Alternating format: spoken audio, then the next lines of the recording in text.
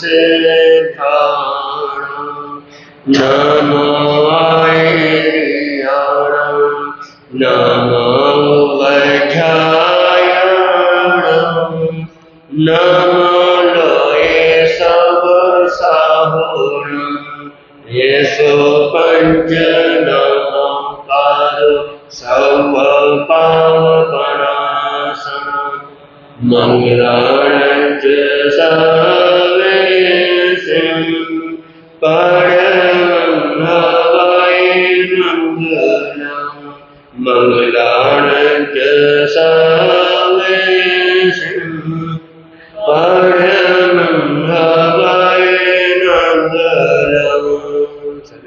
भगवान महावीर स्वामी की धोबिया मेरा बैल मिटा दे ओ धोबिया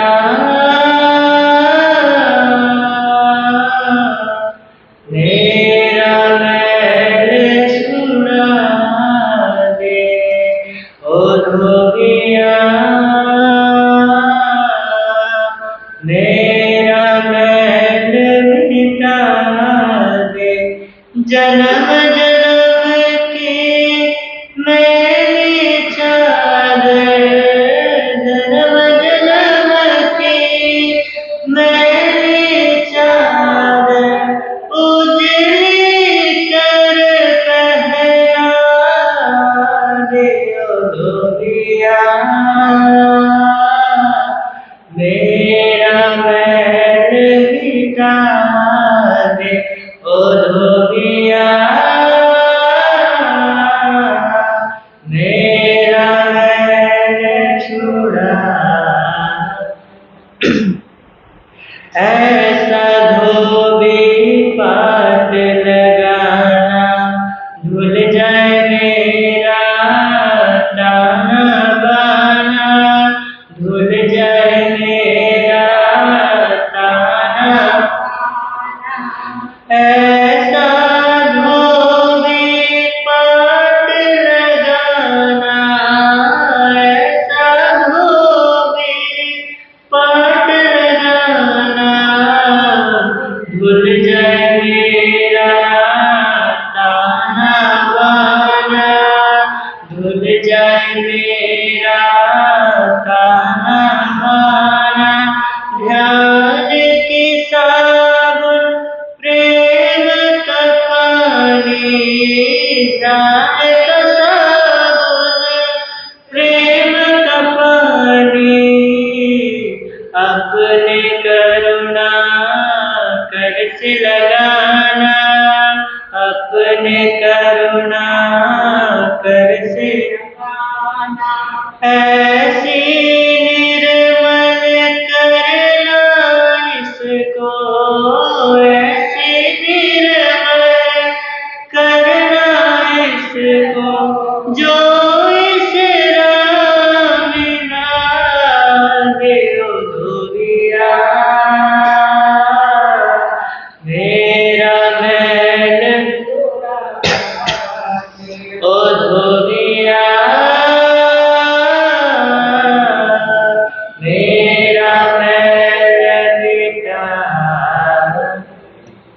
सारे दाग मिटाना इसके परत परत इसकी सुलझाना परत परत इसकी सुलझाना सारे दाग मिटाना इसके सारे दाग मिटाना इसके परत परत इसकी सुलझाना परत परत इसकी सुलझाना तार तार को शीतल करना तार तार को शीतल करना लौट कर फिर पड़े ना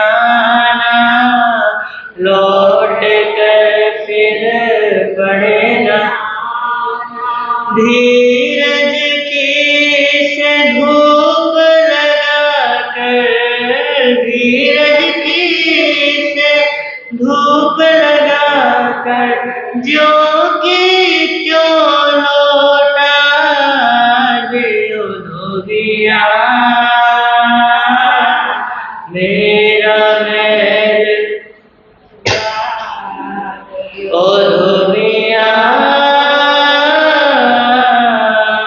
मेरा मैल मिटा दे ओ धोबिया मेरा मैल छुड़ा दे। जन्म जन्म की मेरी चाल जन्म जन्म की मेरी चाल उजड़ी कर पहना दे ओ धोबिया मेरा मैल छुड़ा दे ओ धोबिया मेरा मैल मिटा दे।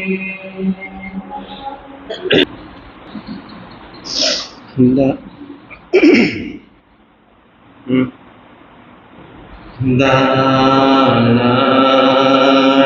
से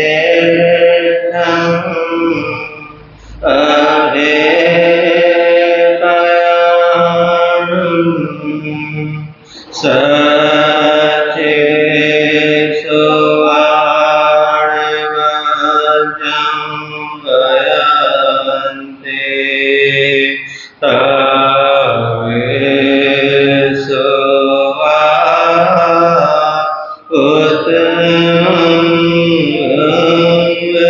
चेरम लोते में सामने नाय पोते गुरु श्री राम मुनि जी को मेरा हो प्रणाम जिनका जग में पहुँचा नाम जिनका जग में पहुँचा गुरु से प्रेम सुख जी को मेरा हो प्रणाम जिनका जग में ऊंचा नाम जिनका जग में ऊंचा नाम दिल के बंधु करुणा सिंधु जप लो सुबह और शाम जिनका जग में ऊंचा नाम जिनका जग में ऊंचा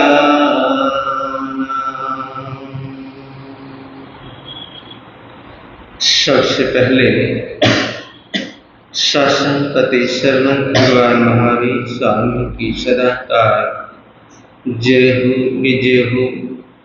ध्यान योगी आचार्य सम्राट पूज्य श्री शिव मुनि जी महाराज साहब जिन शासन गौरव पूज्य गुरुदेव श्री राम कुमार जी महाराज साहब परम सेवा भावी पूज्य गुरुदेव श्री प्रेम सिंह जी महाराज साहब संघ रत्न उपाध्याय परवर पूज्य गुरुदेव श्री रविंद्र मुनि जी महाराज साहब सर्वधर्म दिवाकर पूज्य गुरुदेव श्री रमणीक मुनि जी महाराज साहब इन सभी गुरु भगवंतों की सदाकाल जय हो विजय हो। पाठ पर विराजित हिमाचल रतन पूज्य गुरुदेव श्री जितेंद्र मुनि जी महाराज साहब के चरणों में सत्संग बंदन।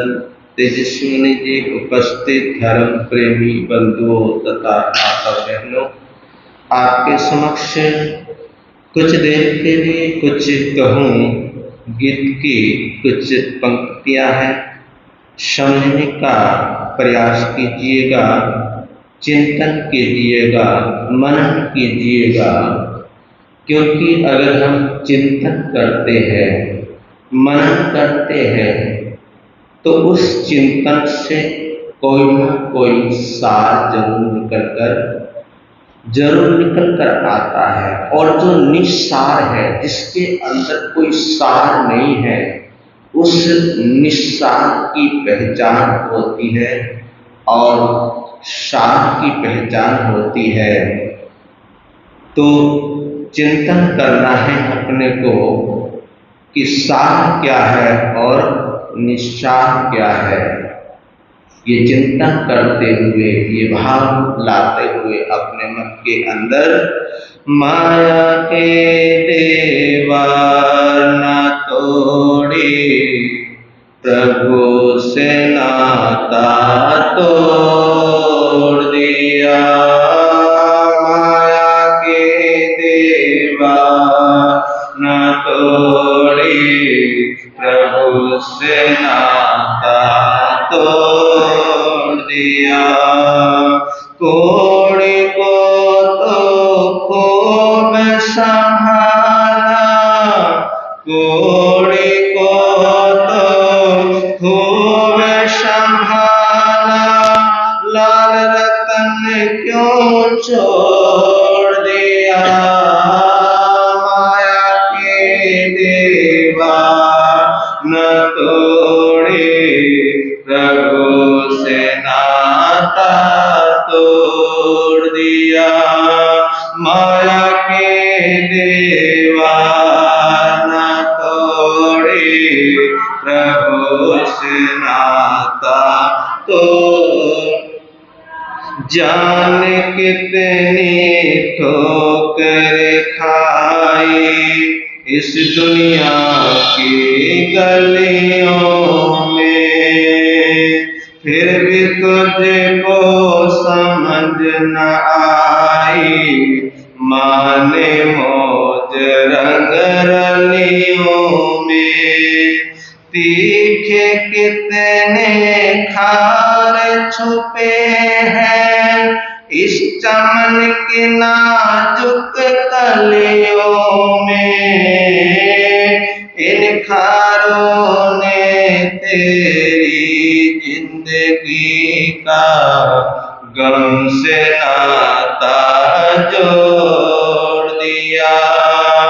कोड़ी को तो खूब संभाला, लाल रतन क्यों छोड़ दिया।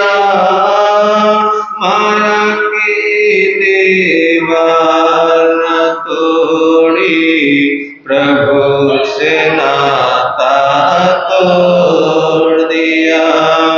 माया की देवा न तोड़ी, प्रभु से नाता तोड़ दिया।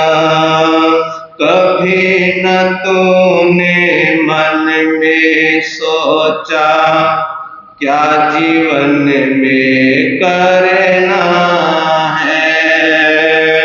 कभी न तूने मन में सोचा क्या जीवन में करना है। इस दुनिया में कैसे जीना और कैसे यहाँ मरना है। इस दुनिया में कैसे जीना और कैसे यहाँ मरना है। भवसागर के इन भंवरों में डूबना है या तैरना है। झूठे जग की ममता में जीवन से मुकड़ा मोड़ लिया। कोड़ी को तो खूब संभाला, रान कोड़ी को तो खूब संभाला, लाल रतन क्यों छोड़ दिया। माया के दीवाना तो नाता तोड़ दिया। अब भी होश में आजा बंदे, नहीं पीछे पछताना है। मौका सुनहरी ऐसा तेरे हाथ नहीं फिर आना है। तन मन का शव जोर लगा, जग में यदि सुख पाना है। वही सियाना जिसने प्रभु से मन का धागा जोड़ दिया। माया के दीवार न तो नाता तोड़ दिया। माया के दीवार न तोड़ी, प्रभु से नाता तोड़ दिया। कोड़ी को तो खूब संभाला, लाल रतन क्यों छोड़ दिया। माया के दीवार न तोड़ी, प्रभु से नाता तोड़ दिया। माया के दीवार न तोड़ी, प्रभु से नाता तोड़ दिया। माया की दीवार न तोड़ी, प्रभु से नाता तोड़ दिया। कर लेंगे धर्म ध्यान, कर लेंगे आराधना, कर लेंगे पूजा, कर लेंगे सत्संग, चले जाएंगे दिनवाणी में। अभी तो बहुत वक्त पड़ा है। अभी क्या पड़ा है? अभी तो वक्त है, अभी जीवन बहुत बड़ा है। जो ऐसा सोचते हैं कि वक्त बहुत बड़ा है, लेकिन कब ये वक्त निकल जाए और ये कब वक्त आ जाए, ये वक्त कब निकल जाए और जाने का कब वक्त आ जाए, इसकी कोई गारंटी नहीं है। इसीलिए तो बार बार प्रभु ने इंद्रहोती गौतम को चेताया है कि संयम गोयम मां कमाए, संयम गोयम मां कमाए। हे गौतम, समय मात्र का भी प्रमाद मत करो। अरे जिससे हमारे जीवन के अंदर खुशियां आनी थी, जिससे हमारा जीवन अच्छा, पवित्र और प्रभावशाली बनना था, उन चीजों का तो हम क्या कर देते हैं? उन चीजों को तो हम छोड़ देते हैं, उन चीजों का तो हम त्याग कर देते हैं। और जो चीजें हमारे को भटकाने वाली है, जो चीजें हमारी आत्मा का पतन करने वाली है, जो चीजें हमारा संसार बढ़ाने वाली है, जो चीजें हमारे को 84 लाख जीवा योनि में इधर से उधर करने वाली है, उन चीजों पर हम ज्यादा क्या करते हैं? ज्यादा फोकस करते हैं, ज्यादा उन पर हम ध्यान देते हैं। तभी तो ये जीवन, ये जिंदगी भटक जाती है, तभी तो ये जीवन भटक जाता है, तभी तो हमारा जीवन अच्छा नहीं बन पाता। तो ये जो धर्म है, जो ये सत्संग है, ये जो प्रवचन है, जो ये जिनवाणी है, ये जीवन को सुंदर बनाने के लिए है, ये जीवन को अच्छा बनाने के लिए है, ये जीवन को ऊंचा बनाने के लिए है। देखिए, ऊंचा बनो या न बनो चल जाएगा, ऊंचा बनो या न चल जाएगा, लेकिन अगर तुम अच्छा नहीं बनोगे, अच्छे नहीं बनोगे, तो वो ऊंचा बनना बेकार बेकार हो जाएगा। ऊंचा हम किससे बनते हैं? उस धन दौलत को पाकर। इसलिए तो कहते हैं कि आओ सेठ जी, है ना, क्योंकि उसके पास क्या है? उसके पास दौलत है, उसके पास धन है, उसके पास माया है। तो उसको पाकर, धन दौलत को पाकर हम ऊंचे बन जाते हैं, है ना। लेकिन जरूरी नहीं है उसको पाकर हम अच्छे बने, ये जरूरी नहीं है। क्योंकि ये चीजें पाकर अंदर मान भी आ सकता है, अंदर अभिमान भी आ सकता है, अंदर घमंड भी आ सकता है। और ये चीजें पाकर हम एक दूसरे को नीचा भी दिखा सकते हैं, एक दूसरे को छोटा भी समझ सकते हैं। तो ऊंचा बनना बहुत बड़ी बात नहीं है। अच्छा बनना बहुत बड़ी बात है। इंसानियत होना बहुत बड़ी बात है। आदमियत होना बहुत बड़ी बात है। मनुष्य ये चोला तो पाया है मनुष्य का, लेकिन अगर इस चोले के अंदर मनुष्यता नहीं आई, इंसानियत नहीं आई, आदमियत नहीं आई, तो इस मनुष्य जीवन का पाना ना पाना क्या है? पाना ना पाना व्यर्थ है, बेकार है। इसलिए कहते हैं कि जीवन में कुछ बनना है तो अच्छा बनो, पवित्र बनो, निर्मल बनो। और जब निर्मल पवित्र हम होते हैं तो हम मैत्री के पास होते हैं, हम भगवान के पास होते हैं, हम धर्म के पास होते हैं। मैत्री के उपायों पर ही तो चर्चा चल रही है। इसके ऊपर, मैत्री के ऊपर ही तो चर्चा चल रही है कि आत्मा की अमरता के विषय में आपने क्या किया? आपने सुना, आप सुन चुके हैं।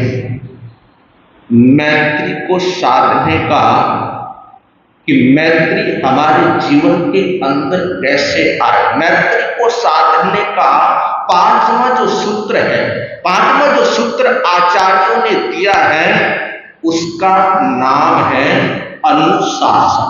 क्या नाम है उसका?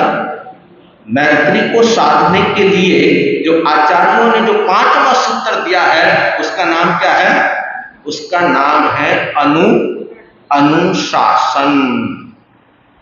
तो अनुशासन किसे कहते हैं? अनुशासन है क्या चीज? अनुशासन होता क्या है? अनुशासन का मीनिंग क्या है? अनुशासन आखिर कहते किसको है? अनुशासन का रूप क्या है? अनुशासन का स्वरूप क्या है? अनुशासन का लाभ क्या है? इस पर ही तो चिंतन करना है, इस पर ही तो मनन करना है। इनको अगर हम अच्छी तरह समझ गए, अगर इन सूत्रों को हम अच्छी तरह हमने समझ लिया है, चिंतन के सूत्रों पर अच्छी तरह अगर हमने ध्यान दे दिया है, अगर हमारा ध्यान अगर इनकी तरफ बढ़ जाए, अगर हमारा ध्यान अगर इनकी तरफ आ जाए, तो आपका जीवन अनुशासित हुए बिना नहीं रह सकता। अनुशासित व्यक्ति मैत्री भाव की आराधना कैसे करे? अनुशासित व्यक्ति मैत्री भाव की जो आराधना है, उस आराधना को कैसे कर सकता है, किस प्रकार कर सकता है, इसके बारे में थोड़ा सा चिंतन करना है, थोड़ा सा मनन करना है, अपने को हटाना। देखिए हमारे पास, मैंने पहले भी आपको बतलाया था कि हमारे पास क्या है? मन है। हमारे पास क्या है? मन है। मन का मतलब मनन करने की वो शक्ति है, मनन करने की वो पावर है हमारे पास, वो ताकत है। तो मन में हम, इस मन के द्वारा हम चिंता भी कर सकते हैं और इस मन के द्वारा हम चिंतन भी कर सकते हैं। बस चिंता और चिंतन में इतना ही फर्क है कि चिंता हमारे को संसार की ओर ले जाती है और चिंतन हमारे को धर्म धर्म की ओर ले जाता है, परमात्मा की ओर ले जाता है, सद्गुरुओं की ओर ले जाता है। तो थोड़ा सा चिंतन कीजिए, मनन कीजिए। अनुशासन, इसकी छोटी सी परिभाषा है कि शासन के अनुकूल व्यवहार करना। शासन के अनुकूल व्यवहार करना। शासन के अनुकूल व्यवहार को अनुशासन कहते हैं। शासन के अनुसार व्यवहार को क्या कहते हैं? अनुशासन कहते हैं। और आसान शब्दों में आपको कहूं, आसान तरीके से आपको कहूं कि जीवन के अनुकूल व्यवहार को अनुशासन कहते हैं। नहीं कि मन और इंद्रिया, है ना, मन भी है और क्या है, इंद्रिया भी है। न कि मन और इंद्रियों के अनुकूल व्यवहार को अनुशासन कहते हैं। अनुशासन, मन और इंद्रियों के व्यवहार को अनुशासन नहीं कहते हैं। अनुशासन किसको कहते हैं? जीवन के अनुकूल व्यवहार को क्या कहते हैं? अनुशासन कहते हैं। देखिए, इस जीवन में मन भी है और आत्मा भी है। क्या है? मन भी है और ये जो जीवन मिला है, जो ये काया है, जो ये शरीर है, जो ये जीवन हमारे को प्राप्त हुआ है, ये जो जीवन मिला है, इस जीवन के अंदर मन भी है और आत्मा भी है।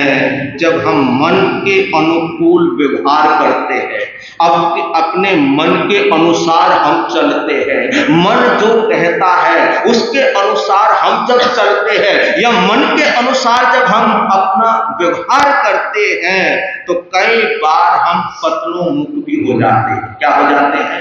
जब मन के अनुसार चलते हैं तो पतनों मुक्त भी हो जाते हैं। पतन के गर्त में भी चले जाते हैं, पतन के गड्ढे में भी चले जाते हैं। कब जाते हैं? जब हम मन की सुनते हैं। किसकी सुनते हैं? जब हम मन की सुनते हैं, मन के अनुसार चलते हैं, मन के अनुसार व्यवहार करते हैं, तो व्यक्ति पतन के गड्ढे गर्त में चला जाता है। हमें वो व्यवहार साधना है। इसी व्यवहार को तो साधना है हमारे को।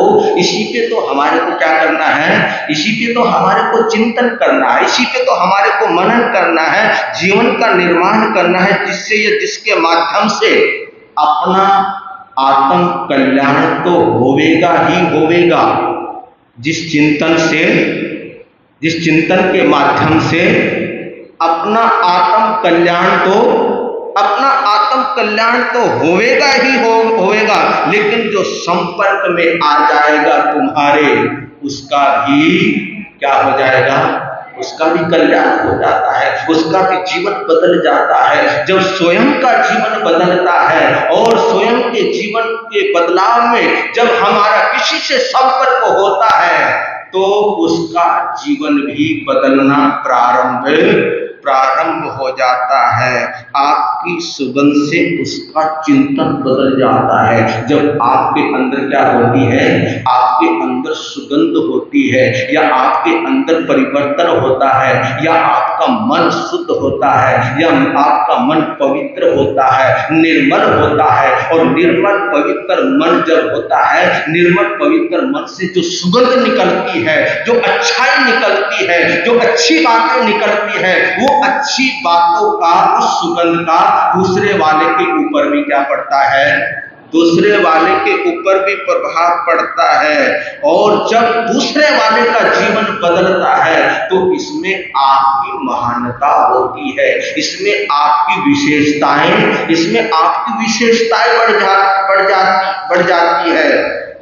आपके चरित्र का दूरगामी आपके सानिध्य में आने वाले प्रत्येक व्यक्ति पर पड़ता है। क्या पड़ता है? आपके चरित्र का प्रभाव आपके सानिध्य में आने वाले व्यक्ति पर क्या पड़ता है? व्यक्ति पर पड़ता है।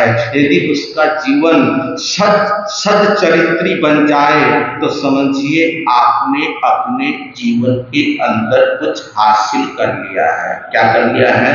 अगर आपके प्रभाव से दूसरे के ऊपर प्रभाव पड़ता है और आपके चरित्र से दूसरे का सच्चरित्री बनता है, क्या बनता है? वो सच्चरित्री बनता है, तो इसमें समझिए कि आपने कुछ हासिल किया है, आपने कुछ पाया है। आपने तो कुछ पाया है, लेकिन उसने भी, सामने वाले ने भी पाया है।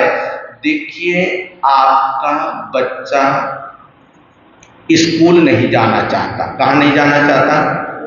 आपका जो छोटा बच्चा है वो स्कूल में नहीं जाना चाहता। पढ़ाई के अंदर अभी उसकी कोई रुचि नहीं है। स्कूल में उसकी अभी उसकी कोई रुचि नहीं है। अभी वो बच्चा क्या है? अभी वो बच्चा छोटा है ना? अभी उतनी उसको क्या नहीं है? अभी उसको इतनी कोई समझ नहीं है। अभी वो बच्चा छोटा है, उसकी पढ़ाई में कोई रुचि नहीं है। लाड़ प्यार में पला है, क्योंकि वो क्या पला है? लाड़ प्यार में पला है। अभी माँ की ममता का आंचल उसने थामा है। अभी माँ की ममता का आंचल उसने अभी पकड़ा ही है। दिल नहीं कहता कि माँ के आंचल की ठंडी छाया को छोड़कर मैं कहीं और जाऊं। परंतु माता पिता जानते हैं, समझते हैं। क्या समझते हैं? माता पिता ये समझते हैं, माता पिता ये जानते हैं कि लाड़ प्यार में बच्चे की जिंदगी खराब नहीं करनी। क्या नहीं करनी? लाड़ प्यार में बच्चे की जिंदगी खराब नहीं करनी, क्योंकि बच्चे ने तो माँ के आंचल के सिवाय कुछ और देखा ही नहीं है, कुछ और जाना ही नहीं है। क्योंकि वो माँ से जुड़ा हुआ है, और माँ भी बच्चे से जुड़ी होती है, और बच्चा भी माँ से जुड़ा होता है। तो वो बच्चा माँ से जुड़ा होता है, इसलिए बच्चा कहता है कि मैं नहीं जाऊंगा। रोता है ना? जब जबरदस्ती बच्चे को कहाँ भेजते हैं हम, है ना? ये तो आपने देखा होगा, है ना, कि जब हम बच्चे को भेजते हैं, स्कूल भेजते हैं, एक माँ अपने लाडले को जो अपने से दूर करती है, तो जाते वक्त बच्चा क्या करता है? बच्चा जाना नहीं चाहता। बच्चा क्या करता है? बच्चा रोने लग जाता है। बच्चे की आंखों में आंसू आ जाती है, लेकिन फिर भी आप उसके रोने की परवाह नहीं करते हो। आप लालच देकर उस बच्चे को कहाँ भेजते हो? बोलो। उसको लालच देते हो, मीठी टॉफियों का लालच देते हो, है ना, चॉकलेटों का लालच देते हो, है ना। कई बार कहते हैं कि कई श्रावक बोलते हैं कि महाराज, ये जब आप धर्म स्थान में ये जो लालच देते हो ना, क्या देते हो? ये जो लालच देते हो ना आने का, ये लालच अच्छा नहीं है, ये ठीक नहीं है। लेकिन मैं कहता हूं कि आज अगर कोई बच्चा किसी लालच की वजह से,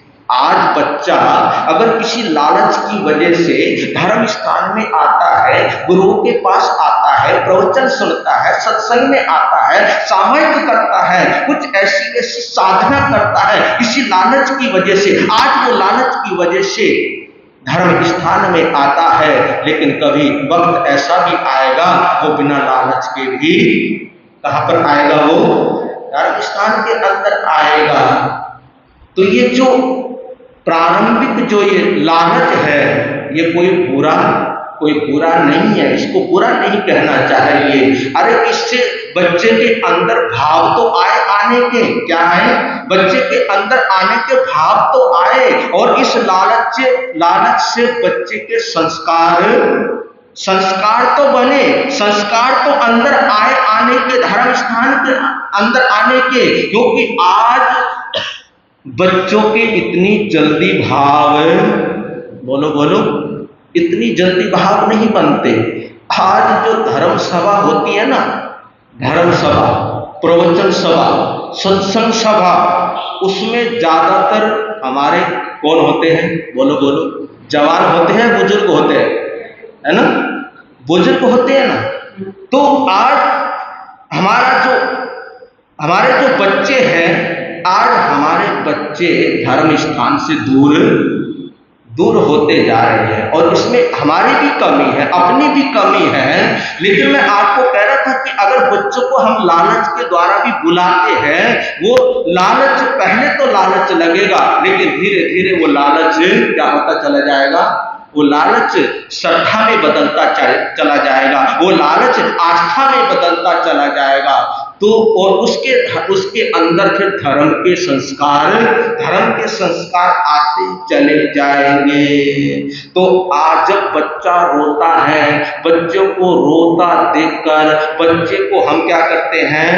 बच्चे को हम लालच देते हैं, प्रलोभन देते हो ना बच्चे को, है ना?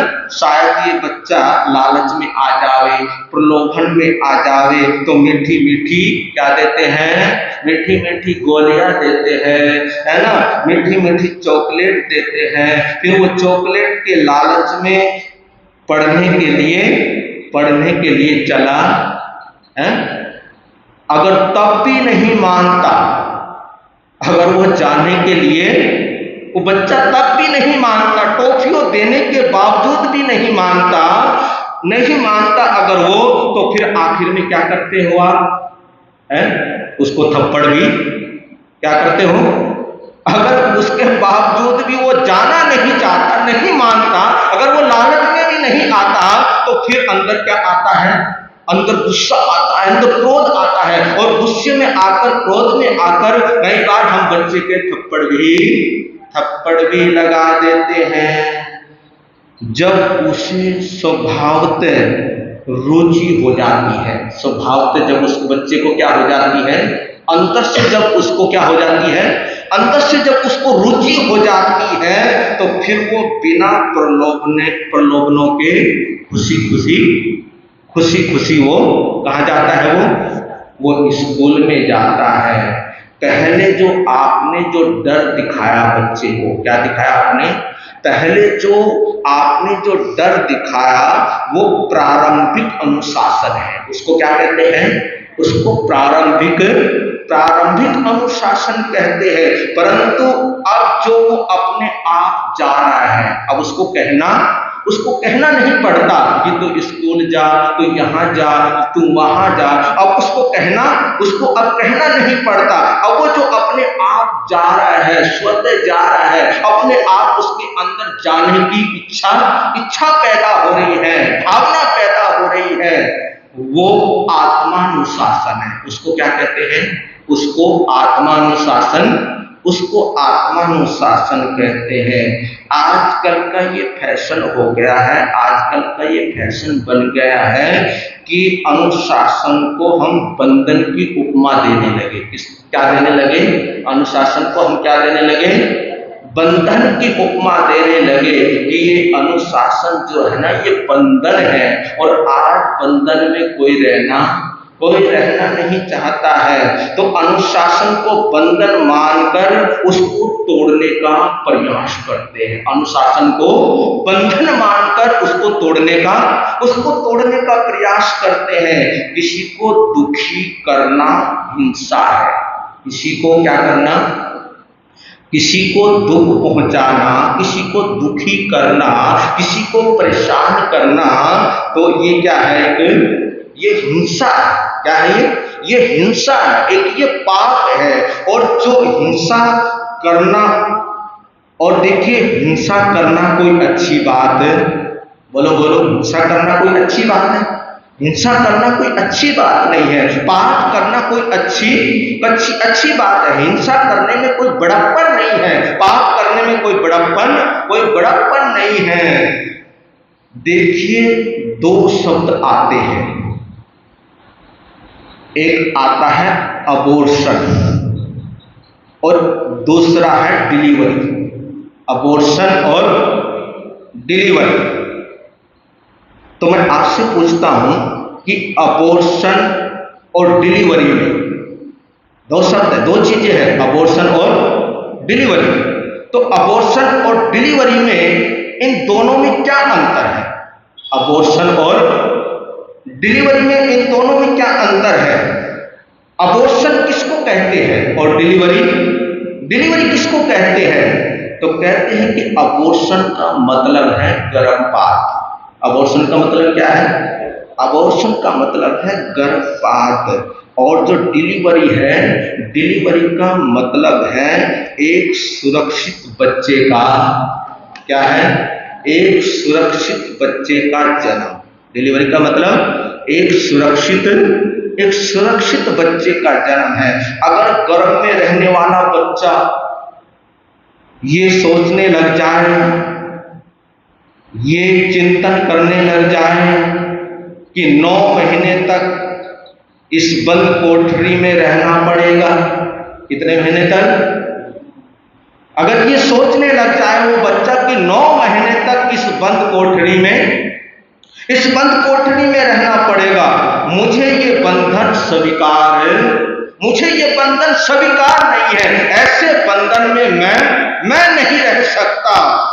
यदि वो बच्चा समय अवधि होने से पहले ही, यदि वो बच्चा समय अवधि होने से ही पहले अपने को गिरा देता है, अपने को क्या कर देता है? क्योंकि उसने क्या माना है? उसको बंधन माना है। तो अगर वो समय अवधि होने से ही पहले अपने आप को क्या कर देता है? वो अपने आप को गिरा देता है, तो क्या वो संपूर्ण अंग वाला होगा? बोलो, वो संपूर्ण अंग वाला नहीं हो सकता। कहीं ना कहीं अंगों में उसके कमी रह जाएगी, कहीं ना कहीं शरीर में उसके कमी रह जाएगी, वजन में कमी रह जाएगी, कमजोर होगा, कमजोर रह जाएगा। तो कहते हैं कि इसीलिए वही रहना है जहां ढंग से बच्चे का निर्माण होता हो। यदि उसके पूर्व जो अगर वो बच्चा बाहर आ जाता है, अगर वो बच्चा गिर जाता है, तो वो सही नहीं होता है। तो वो जो जीवन लीला फिर वो अपनी क्या कर सकता है? जीवन लीला समाप्त कर सकता है। उसका जीवन खतरे में आ सकता है, उसका जीवन खतरे में पड़ सकता है, उसकी जीवन लीला समाप्त हो सकती है। तो ये बंधन भी उसके लिए जीवन निर्माण में क्या बनता है? ये जो बंधन है, ये बंधन भी उसके जीवन निर्माण में सहयोगी बनता है। अनुशासन की चर्चा फिर करेंगे, समय हो गया है। जो गम किसी को हमने दिए, वो गम तो हमको लेने पड़ेंगे,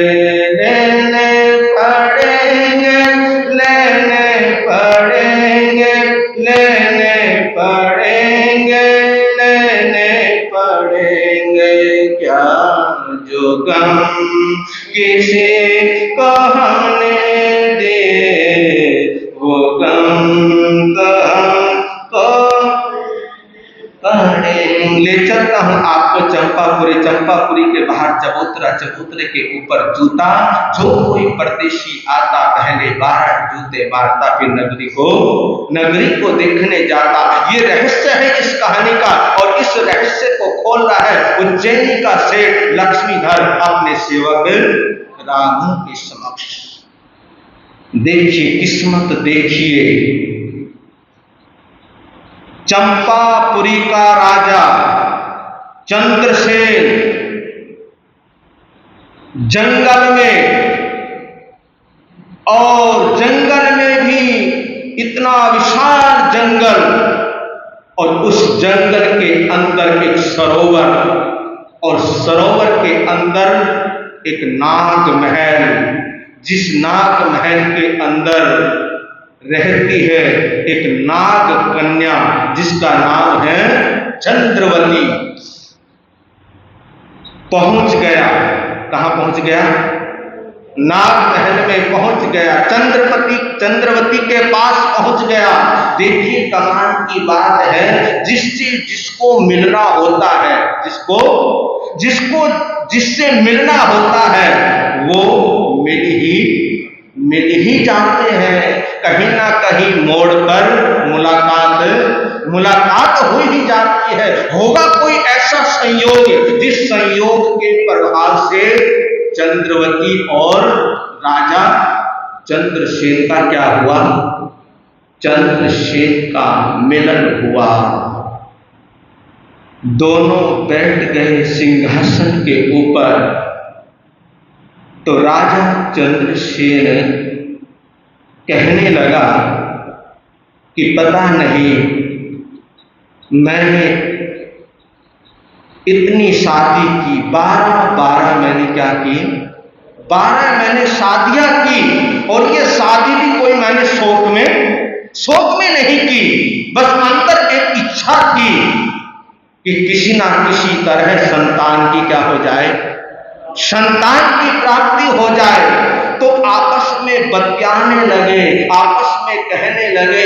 चंद्रसेन कहने लगा कि चंद्रवती, मैं तुझे क्या बताऊं, मैं यहाँ पर क्यों आया, किस लिए आया? मैं इसलिए आया था यहाँ पर क्योंकि चंपापुरी के अंदर जो मेरी प्रजा है वो मेरा मुंह देखना भी पसंद नहीं करती थी। क्यों नहीं देखना पसंद करती थी? इसलिए नहीं देखना पसंद करती थी कि मैं निसंतान राजा हूं। तो बतियाते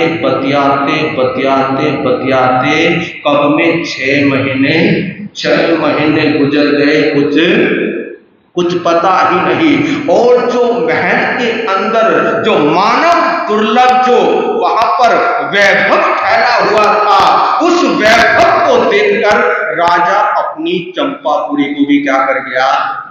अपनी चंपापुरी को भी भूल गया कि मेरी है कोई चंपापुरी, है मेरी कोई रानियां, उनको सबको भूल गया। क्योंकि उस महल के अंदर इतना वैभव फैला हुआ है। समय गुजरता गया, समय निकल गया। 5-6 महीने बीत गए। एक दिन दोनों बैठे हुए थे तो फिर वही बात प्रारंभ हो गई। राजा ने कहा कि देख चंद्रवती, मुझे कुल देवी ने क्या किए? कुल देवी ने मेरे को दर्शन दिए, और कुल देवी ने ही मेरे को ये रास्ता बतलाया, ये मार्ग बतलाया है। कुल देवी के बताए अनुसार मैं तुम्हारे पास पहुंचा हूं। बस एक ही इच्छा है, और कुल देवी ने कहा है कि एक नहीं, तुम्हारे को 2 संतान की प्राप्ति होगी। तू मेरी हृदयेश्वरी है। तू मेरी क्या है? तू मेरी हृदयेश्वरी है। और जो वो 12 है ना, जो 12 रानियां है, वो 12 रानियां तो कोई काम की नहीं है। बस वो तो नाम की है। हाँ, किसी वक्त वो काम की थी, जब मैंने उनसे क्या की थी? जब मैंने उनसे शादी की थी, जब मैंने उनसे विवाह किया था, उस समय वो काम की थी। लेकिन अब वो कोई काम की नहीं है। तो चंद्रवती को भी मजाक सूझा। चंद्रवती ने कहा कि जैसे वो 12 काम की नहीं है, अगर 14वीं आ गई तो मैं भी काम की नहीं रहूंगी। मेरे को भी आप भूल जाओगे। कहा कि नहीं, तुम तो मेरी हृदयेश्वरी हो, क्योंकि तुम मेरे को 2 संतानों का पिता कहलाने वाली हो। मैं तेरे को कैसे भूल सकता हूं? मैं तेरे को कैसे भूल जाऊंगा? तुम मेरी हृदयेश्वरी हो। तुम मेरे हृदय के पास रहती हो, मेरे दिल के पास रहती हो। तो बातें होती रही। तो राजा की भावनाओं को चंद्रवती समझ गई कि राजा क्या कहलवाना चाहता है। तो एकदम रानी चंद्रवती ने चंद्रसेन का हाथ पकड़ा और हाथ पकड़कर कहा कि अपने कान मेरे पास लेकर आओ। क्या लेकर आओ? अपने कान मेरे पास कियो करो। तो जैसे ही राजा चंद्रसेन ने अपने कान चंद्रवती के पास किए तो चंद्रवती ने कहा कि आप पिता बनने वाले हो। आप क्या बनने वाले हो? आप पिता बनने वाले हो। जैसे ही ये शब्द सुना, क्योंकि राजा ये शब्द सुनने के लिए तरस गया था। जैसे ही ये खुशी का समाचार सुना, ये शब्द सुने तो सिंहासन से खड़ा हो गया, नृत्य करने लगा, डांस करने लगा, खुशी के मारे इधर उधर अपने शरीर को करने लगा। एकदम से चंद्रवती को पकड़ लिया और कहा कि देख, तू झूठ तो नहीं बोल रही है, तू मजाक तो नहीं कर रही है, तू सच बोल रही है ना? हाँ बाबा, मैं सच बोल रही हूँ, मैं झूठ नहीं बोल रही हूँ। मैं झूठ क्यों बोलूंगी? अच्छा, तो सच बोल रही है? हाँ, मैं सच बोल रही हूँ। तो कहा कि चंद्रवती, मेरे अंदर एक इच्छा है। मेरे अंदर क्या है? मेरे अंदर एक इच्छा है कि बच्चों का जन्म चंपापुरी में ही होना चाहिए, क्योंकि एक ना एक दिन अपने मायके से लड़की को कहाँ जाना पड़ता है? ससुराल जाना पड़ता है। बस मेरी एक इच्छा है कि बच्चों का अगर जन्म हो तो वो कहां पर हो? वो चंपापुरी के अंदर हो। कहा कि कोई बात नहीं, चंपापुरी के अंदर ही बच्चों का जन्म होगा।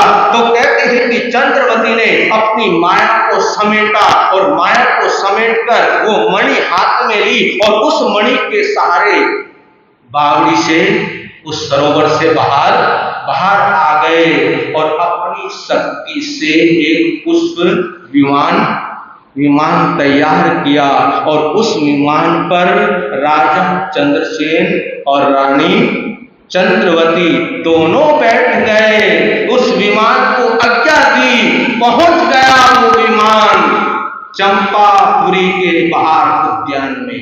जब वहां पर पहुंचा तो राजा ने अपने मंत्री सुबुद्धि को सूचना भिजवाई कि जाओ, मंत्री सुबुद्धि को कहो कि तुम्हारा राजा 13वीं रानी के साथ आया है। जैसे ही ये शब्द सुना कि हमारा राजा 13वीं रानी के साथ आया है, तो मंत्री सुबुद्धि खुशी के मारे उछलने लगा और पूरी चंपा नगरी को दुल्हन की तरह सजा दिया गया। एक रथ भेज दिया गया और उस रथ के ऊपर राजा चंद्रसेन और रानी चंद्रवती दोनों बैठ गए और दोनों ने प्रवेश किया राजमहल के अंदर। स्वागत हुआ, सम्मान हुआ और जब पता लगा 12 रानियों को, किनको? 12 रानियों को जब पता लगा कि हमारा राजा आ रहा है, तो 12 की 12 रानियां भी स्वागत के लिए आ गई। लेकिन राजा को देखकर मुस्कुरा रही है, लेकिन राजा के साथ जो चंद्रवती है उसको देखकर कुछ अंदर होने लगा। लेकिन दिखाने के लिए चंद्रवती की तरफ मुस्कुराती है। दोनों आए, महल में गए, लेकिन उन 12 के अंदर खलबली मच गई। क्या मच गई? उन 12 के अंदर खलबली मच गई। एक ने दूसरी को कहा कि रे, तू सुनती है कि अब तो चंद्रवती महारानी बनने वाली है, महारानी होने वाली है, और जब चंद्रवती पुत्रों को जन्म देगी तो पूरी चंपा नगर के वासी चंद्रवती का क्या करेंगे? सम्मान करेंगे, सत्कार करेंगे। तो चंद्रवती सम्मान बढ़ जाएगा, राजा के हृदय में भी बढ़ जाएगा और प्रजा के हृदय में भी बढ़ जाएगा। लेकिन हमारा सम्मान क्या हो जाएगा? हमारा सम्मान खत्म हो जाएगा। तो क्या करे, आपस में मीटिंगें करने लगी, है ना, और उसको चंद्रवती को कभी चिढ़ाती है, चंद्रवती से बोलती तक नहीं है ना। जब राजा आता है तब पास में आती है, कहती कि बहन तो ठीक है ना, तो ठीक है ना। तो जब राजा आता है पास में तो तब ठीक है, ठीक है, नहीं अगर राजा चला जाता है तो उससे बोलती तक नहीं है। चंद्रवती ने देखा कि मेरे साथ ऐसा ऐसा हो रहा है, तो वो टेंशन में आ गई, शरीर कमजोर होने लगा। जब शरीर कमजोर होने लगा तो राजा ने देखा कि ऐसी क्या टेंशन है, ऐसी क्या चिंता है, पूछ ही लिया। कहा राजा ने कि तुम्हारे को क्या चिंता है? तो रानी चंद्रवती ने कहा कि देखो जी, आप मेरे से कोई यहाँ पर बोलता तक नहीं है। आप भी हो, आप भी कहाँ चले जाते हो? आप भी चले जाते हो। मैं अकेली पड़ जाती हूँ, मैं अकेली रह जाती हूँ। राजा ने कहा कि कोई बात नहीं, चिंता मत कर, इसकी कल हम क्या कर देंगे, इसकी कल हम व्यवस्था कर देंगे। वीर नाम के हीर मोती, गुरु नाम के हीर मोती, मैं बिखराऊं गले गले। ले लो रे कोई राम का प्यारा, शोर मचाऊं गले गले। ले लो रे कोई गुरु का प्यारा, शोर मचाऊं गले गले। हो शोर मचाऊं गले गले। शासन के जय विजय आचार्य भगवंत के अनंत अनंत कार्य प्रभु महावीर स्वामी को असीम आश्रय के साथ कोटि से नमस्कार करते वंदन करते हैं। आचार्य भगवंत को, गुरु भगवंत को वंदन नमन करते हैं। धर्म प्रेमी श्रोताओं, आप हमारे मधुर वक्ता रचित मुनि महाराज साहब के मुखारविंद से अनूठी शैली में इनकी प्रवचन का लाभ उठा रहे, इनकी वाणी का रसपान कर रहे। तो शास्त्रकार कहते हैं, भावे भावना भाविये, भावे दीजिए दान, भावे धर्म आराध्य है, भावे केवल ज्ञान।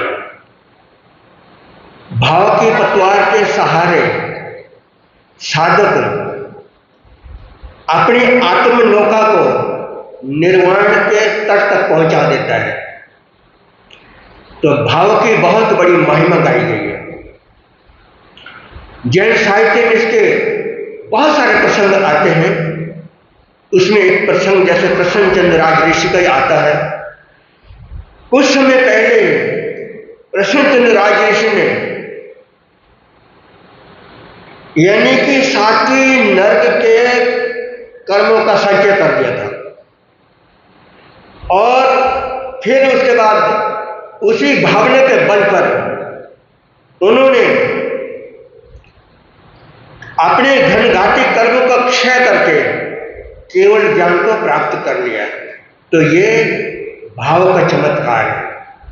इसी प्रकार से जीर्ण सेठ की कथा बहुत ही प्रसिद्ध है। जीर्ण सेठ के संबंध में बताया जाता है कि विशाला नगरी में जिनदत्त नाम के वो सुश्रावक, बड़े श्रद्धा आस्थावान श्रावक थे। भगवान महावीर के प्रति, धर्म के प्रति अटूट श्रद्धा भक्ति थी उनके जीवन में। धर्म के रंग में रंगे हुए थे, लेकिन समय परिवर्तनशील है और उनके पुण्य में कमी आ गई। लक्ष्मी ऐसी रूठी कि सब कुछ चौपट हो गया। अब महल की जगह झोपड़ी ले ली। तो सेठ जी को अब जिनदत्त नहीं, जीर्ण सेठ से पुकार जाने लगा। उनका नाम जीर्ण सेठ पड़ गया। और लेकिन फिर भी उनकी भक्ति भावना में कोई अंतर नहीं आया। साधु संतों को आहार पानी बहराने की भावना, सेवा भक्ति श्रद्धा में कोई कमी नहीं आई। भले ही समय बदल गया है और लक्ष्मी रुट गई है, उसकी कोई परवाह नहीं, लेकिन सेवा भक्ति श्रद्धा भक्ति में कोई कमी नहीं आई उसके जीवन में। और उसी विशाला नगरी में भगवान महावीर स्वामी का चतुर्मास हुआ। उस समय भगवान महावीर स्वामी छद्मस्त अवस्था में थे। जिन सेठ जी प्रतिदिन भगवान के पास जाते, उनके दर्शन करते और उनसे विनती करते, प्रार्थना करते, भगवान पालने के प्रसंग पर कृपा करके आप मेरे घर पधारे, मुझे कृतार्थ करें। इस प्रकार से वो रोज जाता, भगवान से विनती करता, प्रार्थना करता, भावना भाता, लेकिन भगवान तो मौन रहते, वो कुछ नहीं बोलते और मौन रहते थे, ध्यान में रहते थे, कोई भी उत्तर नहीं दिया उन्होंने। लेकिन उसने वो जिन सेठ रोज जाता, रोज भावना भाता, विनती करता और दरवाजे पर खड़ा होकर के भगवान की प्रतीक्षा करता रहता था कि भगवान पधारेंगे, आएंगे, मैं उनका आहार पानी बहराऊंगा। ऐसे उसके अंदर श्रद्धा और भक्ति, रोज इंतजार करता है। 1 दिन हो गए, 2 दिन हो गए, महीने गुजर गए, 2 महीने गुजर गए, 3 महीने गुजर गए, चौथा महीना भी पूर्ण हो गया और चतुर्मास संपन्न हो गया। अंतिम दिन है, समाप्ति का दिन हो गया, आ गया। जिन सेठ को आज पूरा विश्वास था कि भगवान महावीर स्वामी आज मेरी झोपड़ी में जरूर पधारेंगे। बड़ी श्रद्धा भक्ति के साथ वो इंतजार कर रहा है, प्रतीक्षा कर रहा है कि आज मैं भगवान महावीर स्वामी को अपने हाथों से आहार पानी बहराऊंगा, और इस प्रकार से इंतजार कर रहा है। और इधर भगवान महावीर स्वामी दूसरे दिन पालने के लिए नगर में निकलते हैं और वो पूर्ण सेठ के द्वार पर पहुंच जाते हैं। पूर्ण सेठ जो था वो सेठ जरूर था, लेकिन भावना नहीं थी उसके अंदर। भावना से वो दागीदार था, श्रद्धा नहीं थी, भक्ति नहीं थी, दान देने की कोई भावना नहीं थी। और भगवान को देख करके कहा दासी को, दासी कहीं इधर आओ, ये भिखारी कोई आए हैं और कुछ बचा कुछ उसके कुछ दे दे उसको। ऐसा दासी को कहा है। दासी के पास ही कहते हैं, कोई हंडी में वहां पे बकले पड़े हुए थे, उसने बकले उठाए और भगवान के हाथों में दे दिए। जैसे ही भगवान के हाथों में बकले दिए और भगवान ने पालना किया, कहते हैं वहां पर ओहो दानम ओहो दानम ओहो दानम, वहां पर दिव्य घोष हो गया और दिव्य की 5 दिव्य की वर्षा हो गई। ओहो दानम महादानम, ऐसा घोष जिन सेठ के कानों में पहुंच गया और उनकी आहार की जो भावना थी और उसमें कमी आ गई, उदास हो गए, निराश हो गए। आज मेरी भावना पूरी नहीं हुई, मैं ऐसा दुर्भाग्यशाली है कि मैं भगवान का पालन नहीं करा सका, और उदास होकर निराश होकर के बैठ गए। इधर उस पंच दिव्य को देख करके लोग जिन सेठ की, पूर्ण सेठ की घर की तरफ दौड़े और पूर्ण सेठ की दान की प्रशंसा करने लगे। तुमने ऐसा कौन सा दान किया, क्या किया जो 5 दिव्य वर्ष है तुम्हारे पास, तुम्हारे घर में? और तो उसने कहा कि मैंने भगवान को खीर बहराई है, जबकि खीर नहीं बहराई, उसने कुछ नहीं बहराया था, लेकिन अपने नंबर बनाने के लिए उसने झूठी प्रशंसा पाने के लिए कहा कि मैंने भगवान को खीर बहराई है। इस प्रकार से नगर में उसकी चर्चा होने लगी, उसकी प्रशंसा होने लगी, चारों तरफ जय जयकार होने लगी। और कुछ समय के बाद वहां पर एक मुनि महाराज पधारे। वो ज्ञानी थे और नगर की जनता उन महाराज के दर्शनों को गई, वंदन किया और सारी जनता उनके प्रवचन में पहुंच गई। प्रवचन शुरू हुआ और उन्होंने दान धर्म पर प्रवचन किया।